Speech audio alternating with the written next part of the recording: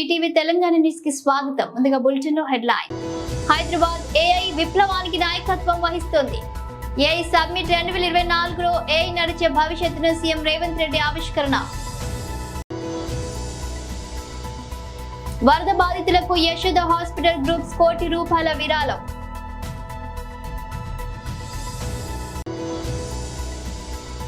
%60 మంది రైతులకు రుణమాఫీ జరగలేదు. ఎమ్మెల్యే కౌశిక్ రెడ్డి. ఖమ్మం వరద బాధితుల కోసం సిద్దిపేట నుండి వస్తు సామాగ్రి తీసుకువెళ్తున్న వాహనాలను ప్రారంభించిన మాజీ మంత్రి హరీష్ రావు. హైదరాబాద్ ఏఐ విప్లవానికి నాయకత్వం వహిస్తుంది. ఏఐ సమ్మిట్ 2024లో ఏఐ నడిచే భవిష్యత్తును సీఎం రేవంత్ రెడ్డి ఆవిష్కరించారు. థ్యాంక్ యూ శ్రీధర్ బాబు గారు and Jayesh Ranjan. Today is teachers day. ఇక్కడ చాలామంది టీచర్లు ఉన్నారని నేను భావిస్తున్నా. టీచర్స్ డే శుభాకాంక్షలు.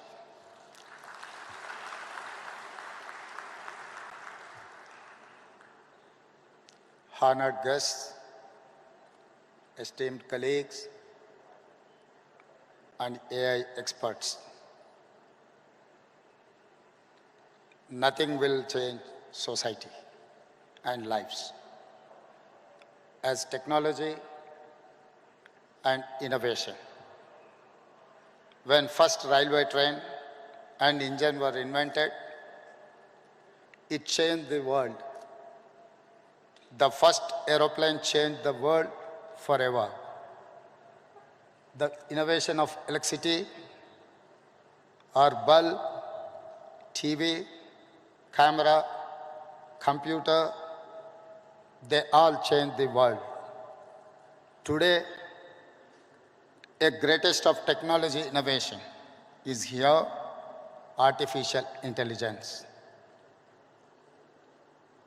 When any new technology comes, it brings both hope and fear.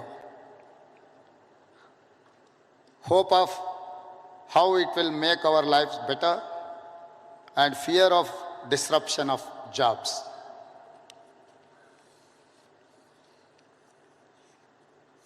If we think of India's future, no city is as perfectly ready for a revolution as Hyderabad. In our city, we not only embrace future, but we also create it. Our commitment to artificial intelligence is not now. We have already taken big steps for AI. We want to lay a strong foundation for our future. Telangana AI Mission or TAIM in partnership with NASSCOM will help us implement AI framework in Telangana.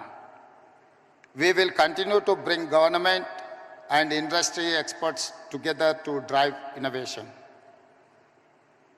The AI Summit today in Hyderabad is our declaration. We are ready for AI. We will create AI's future and set standards. I welcome all of you to the city of the future. Let us all come together and script a great new future. Thank you.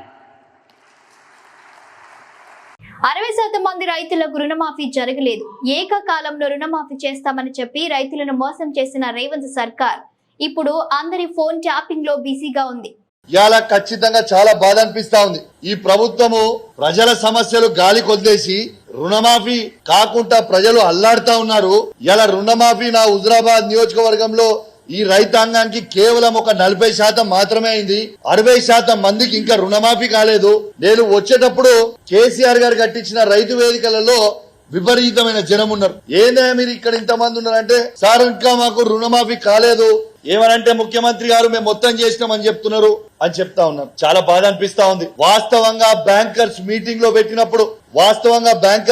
పెట్టినప్పుడు ముఖ్యమంత్రి గారికి 49,000 కోట్ల రైతు రుణమాఫీ చేయాలని ఆ రోజు బ్యాంకర్లు మొత్తం చెప్పిర్రు. దాన్ని కటింగ్ చేసి 40,000 కోట్లని పార్లమెంట్ ఎలక్షన్లలో, అసెంబ్లీ ఎలక్షన్లలో చెప్పిండ్రు. మళ్ళా అది అయిపోయిన తర్వాత 31,000 కోట్లు అని చెప్పిర్రు. మళ్ళా బడ్జెట్ లో పెట్టింది 26,000 కోట్లు. మళ్ళా యాక్చువల్ రుణమాఫీ చేసింది 17,000 కోట్లు. ఆ 17,000 కోట్లు చేసిర్రా లేకుంటే చేయలేదా అనేది కూడా అనుమానం కలుగుతా ఉంది. మళ్ళా బ్యాంకర్స్ తో మీటింగ్ పెట్టుకున్నప్పుడు ఆర్థిక శాఖ మంత్రి గారు బట్టి విక్రమార్క గారు ఏమంటారు, 7,500 కోట్లు మాత్రమే రిలీజ్ చేసినామంటారు. అరే అసలు ప్రజలని ఎందుకు ఇట్లా అబద్ధాలు ఆడుతురు, ఏం చేయాలనుకుంటుర్రు, రైతులకి రుణమాఫీ ఎందుకు చేస్తలేరు?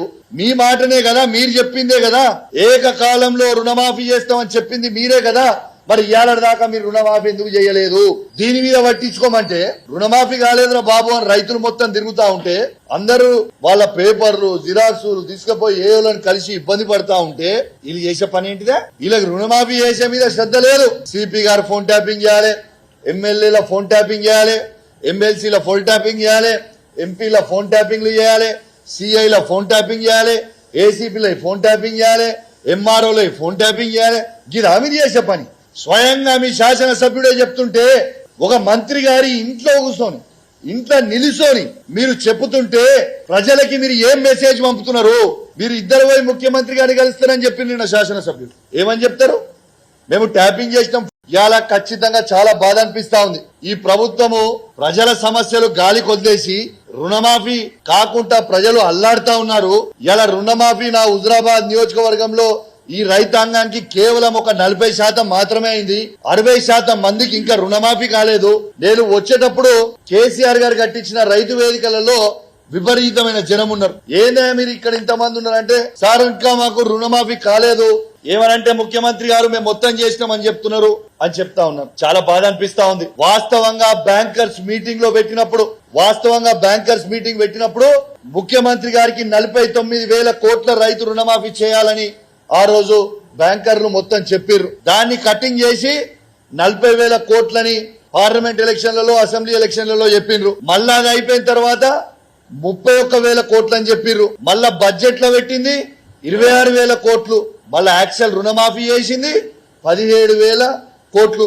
ఆ 17,000 కోట్లు చేసిర్రా లేకుంటే చేయలేదా అనేది కూడా అనుమానం కలుగుతా ఉంది. మళ్ళా బ్యాంకర్స్ తో మీటింగ్ పెట్టుకున్నప్పుడు ఆర్థిక శాఖ మంత్రి గారు బట్టి విక్రమార్క గారు ఏమంటారు, 7,500 కోట్లు మాత్రమే రిలీజ్ చేసినామంటారు. అరే అసలు ప్రజలని ఎందుకు ఇట్లా అబద్ధాలు ఆడుతురు, ఏం చేయాలనుకుంటుర్రు, రైతులకి రుణమాఫీ ఎందుకు చేస్తలేరు? మీ మాటనే కదా, మీరు చెప్పిందే కదా, ఏకకాలంలో రుణమాఫీ చేస్తామని చెప్పింది మీరే కదా, మరి ఇవాళ దాకా మీరు రుణమాఫీ ఎందుకు చేయలేదు? దీని మీద పట్టించుకోమంటే రుణమాఫీ కాలేదురా బాబు అని రైతులు మొత్తం తిరుగుతా ఉంటే అందరూ వాళ్ళ పేపర్లు జిరాక్సులు తీసుకుపోయి ఏలను కలిసి ఇబ్బంది పడతా ఉంటే వీళ్ళు చేసే పని ఏంటిదా? వీళ్ళకి రుణమాఫీ చేసే మీద శ్రద్ధ లేదు. సిపి గారు ఫోన్ ట్యాపింగ్ చేయాలి, ఎమ్మెల్యేల ఫోన్ ట్యాపింగ్ చేయాలి, ఎమ్మెల్సీల ఫోన్ ట్యాపింగ్ చేయాలి, ఎంపీల ఫోన్ ట్యాపింగ్లు చేయాలి, సిఐల ఫోన్ ట్యాపింగ్ చేయాలి, ఏసీపీల ఫోన్ ట్యాపింగ్ చేయాలి, ఎంఆర్ఓల ఫోన్ ట్యాపింగ్ చేయాలి. ఇది మీరు చేసే పని. స్వయంగా మీ శాసనసభ్యుడే చెప్తుంటే ఒక మంత్రి గారి ఇంట్లో కూర్చొని ఇంట్లో నిలుసోని మీరు చెప్పుతుంటే ప్రజలకి మీరు ఏం మెసేజ్ పంపుతున్నారు? మీరు ఇద్దరు పోయి ముఖ్యమంత్రి గారిని కలుస్తారని చెప్పి నిన్న శాసనసభ్యుడు ఏమని చెప్తారు? మేము ట్యాపింగ్ చేసినాం ఫోన్ అని చెప్తారా? ఏం చెప్తారు? You please answer. ఖమ్మం వరద బాధితుల కోసం సిద్దిపేట నుండి వస్తు సామాగ్రి తీసుకువెళ్తున్న వాహనాలను ప్రారంభించిన మాజీ మంత్రి హరీష్ రావు 200 క్వింటాల సన్నబియ్యం, కిరాణా సామాన్లు, కిట్లు, 500 బ్లాంకెట్లు, 2,000 బ్రెడ్ ప్యాకెట్లు, ఆలుగడ్డలు, ఉల్లిగడ్డలు తదితర సామాగ్రిని వాహనాల్లో ఖమ్మంకు తరలించారు. కొన్ని వాహనాలను ఖమ్మంకు పంపిస్తా ఉన్నాం. మళ్ళీ రేపు ఎల్లుండి ఇంకా కొన్ని వాహనాలను తయారు చేసి మహబూబాబాద్ జిల్లాకు కూడా పంపించడం జరుగుతుంది. ముఖ్యంగా ఈరోజు ఒక 200 క్వింటాళ్ల సన్న బియ్యాన్ని, ఒక 2,000 కిరాణా సామాన్ కిట్స్, ఒక 500 బ్లాంకెట్స్, ఒక 2,000 బ్రెడ్ ప్యాకెట్స్, ఆలుగడ్డలు, ఉల్లిగడ్డలు తదితర సామాన్లన్నీ కూడా తయారు చేసి ఈరోజు ఖమ్మం జిల్లాకు పంపించడం జరుగుతూ ఉంది. ఈ విధంగా అందరూ కూడా ముందుకు రావాలని పిలుపునిస్తా ఉన్నాను. మానవ సేవయే మాధవ సేవ. కష్టాల్లో ఉన్న వాళ్ళని ఆదుకోవాల్సిన బాధ్యత సమాజంలో ప్రతి ఒక్కరి మీద కూడా ఉంటుంది. ఎవరి స్థాయికి తగ్గట్టు వాళ్ళు ముందుకొచ్చి ఈ ఖమ్మం మహబూబాబాద్ వరద బాధితుల్ని ఆదుకోవాలని చెప్పి బీఆర్ఎస్ పార్టీ తరఫున నేను పిలుపునిస్తా ఉన్నాను. ఖమ్మం వరదల్లో సుభాన్ హీరో, ప్రభుత్వం జీరో. పక్క రాష్ట్రం నుంచి వచ్చిన రోజు కూలీ జేసీబీ డ్రైవర్ సుభాన్ 9 మందిని కాపాడి హీరో అయ్యాడు. 3 మంత్రులు ప్రభుత్వం జీరో అయ్యారు. మిగిలిన 6 మంత్రి పదవులు ఎప్పుడు భర్తీ చేస్తారో తెలియదు. భర్తీ చేసినప్పుడు సుభాన్ లాంటి ఒక దృఢమైన వ్యక్తిని మంత్రిగా పెట్టుకోండి. ప్రజలకు ధైర్యాన్ని ఇస్తారు. రాష్ట్ర ప్రభుత్వం 2 రోజులు వరదల గురించి పట్టించుకోలేదు.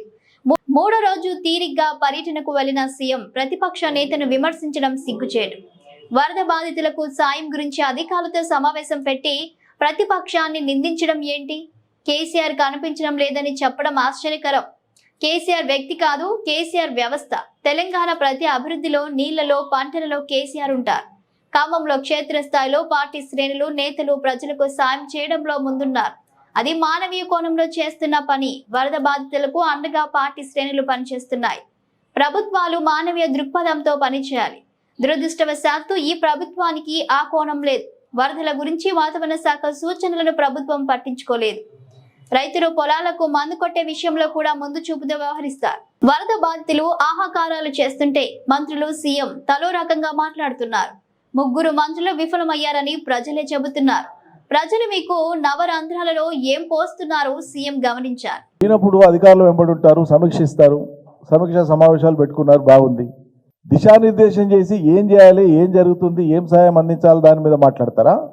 అధికారులను పక్కన పెట్టుకొని సమీక్షా సమావేశం నిర్వహించుకుంటా వరదల కోసం పోయి, వరద సాయం చేయడానికి పోయి, ప్రజలకు సాంత్వన పలకడానికి పోయి, ప్రజలకు మనోధైర్యం ఇవ్వడానికి పోయి, సాయం చేయడానికి పోయి, అధికారుల ముందల విపక్ష పార్టీ నేతను గతంలో అధికారం చేసినటువంటి ప్రభుత్వాన్ని, కేసీఆర్ గారిని, గత ప్రభుత్వాన్ని నిందలు వేసి తిట్టుకుంటూ కూర్చుంటారు. ఏంది మీ సంస్కారం? ఇంత దౌర్భాగ్య పరిస్థితి నాకు అర్థం కాదు. ఎంత దుష్ట సాంప్రదాయం ఇది.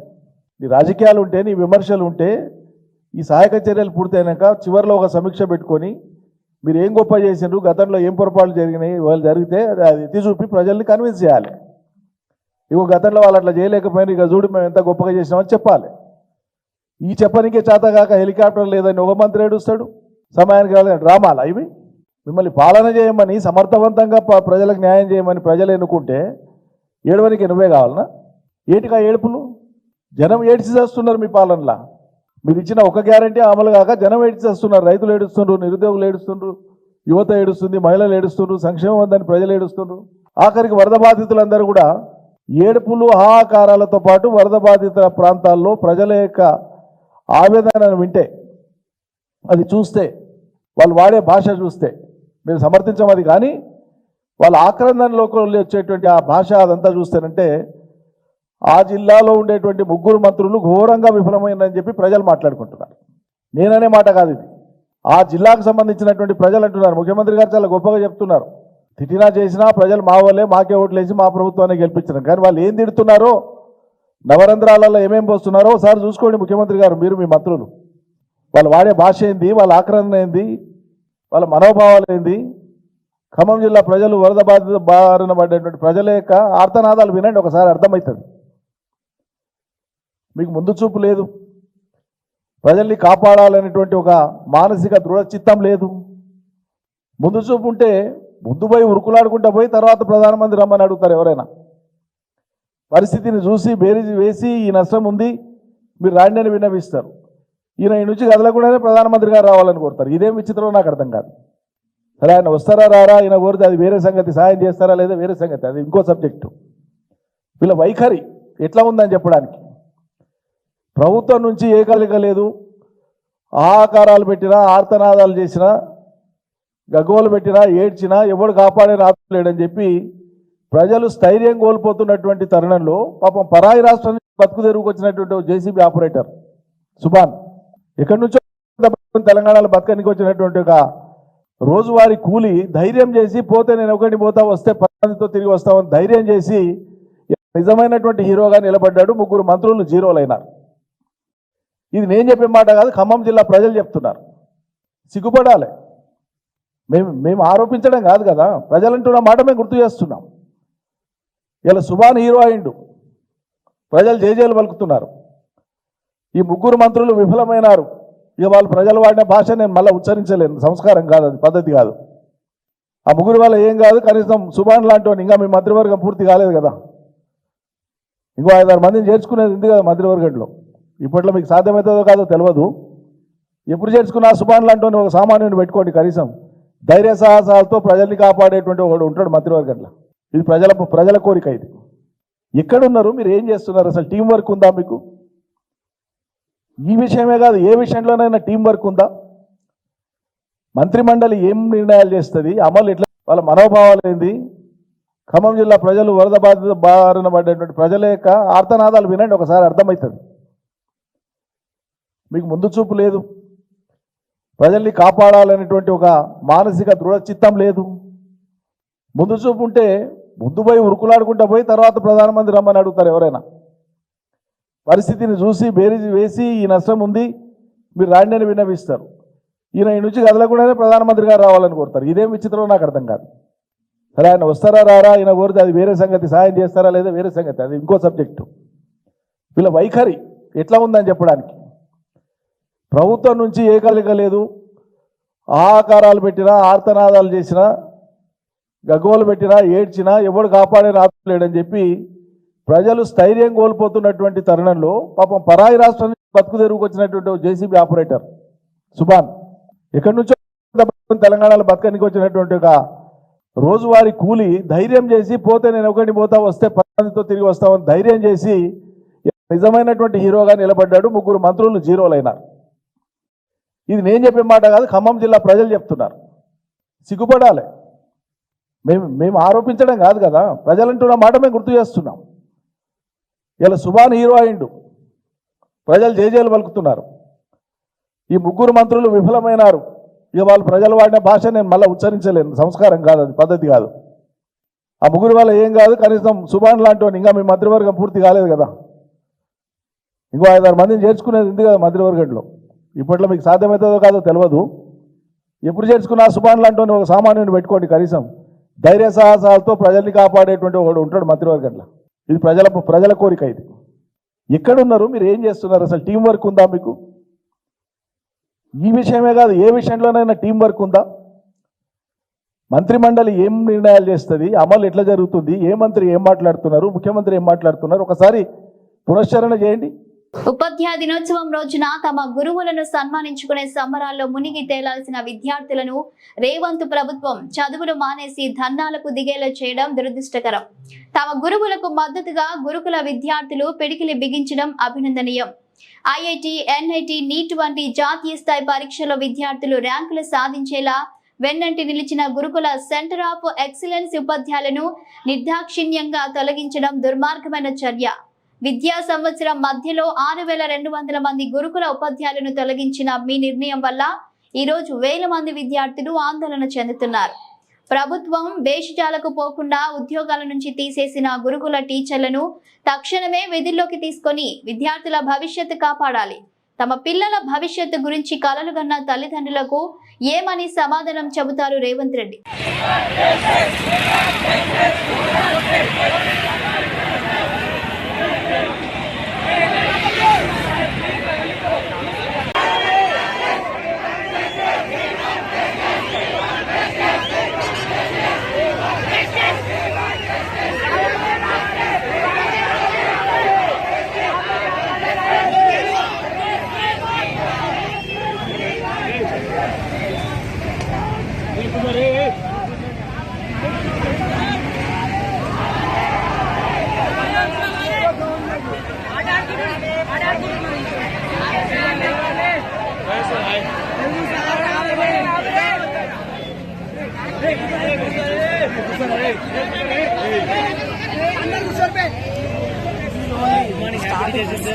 వెస్టిండీస్ తో 2వ టెస్ట్ సిరీస్ తో 90 రోజుల విరామం తర్వాత భారత జట్టు తిరిగి యాక్షన్ లోకి దిగబోతుంది.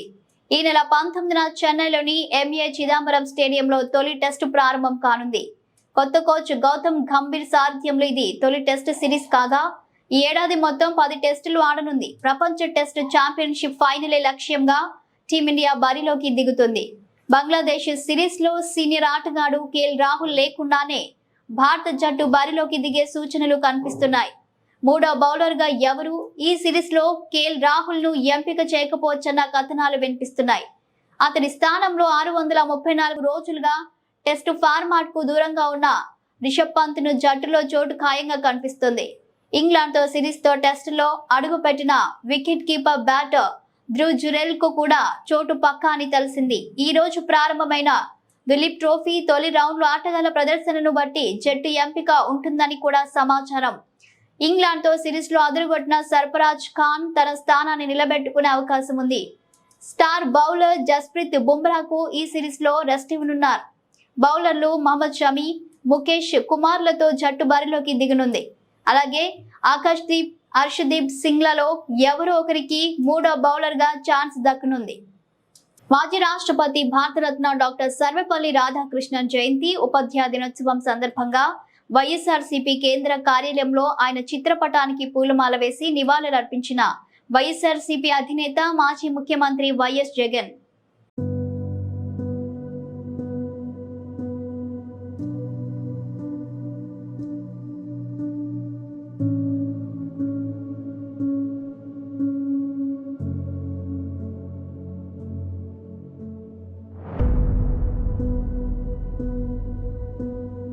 వరద బాధితులకు యశోద హాస్పిటల్ గ్రూప్స్ ₹1 కోటి విరాళం.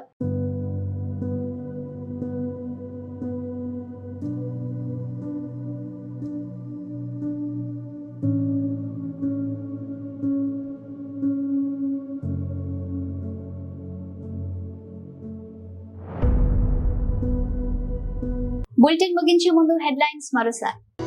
హైదరాబాద్ ఏఐ విప్లవానికి నాయకత్వం వహిస్తోంది. ఏఐ సబ్మిట్ 2024లో ఏఐ నడిచే భవిష్యత్తును సీఎం రేవంత్ రెడ్డి ఆవిష్కరణ. వరద బాధితులకు యశోద హాస్పిటల్ గ్రూప్స్ ₹1 కోటి విరాళం.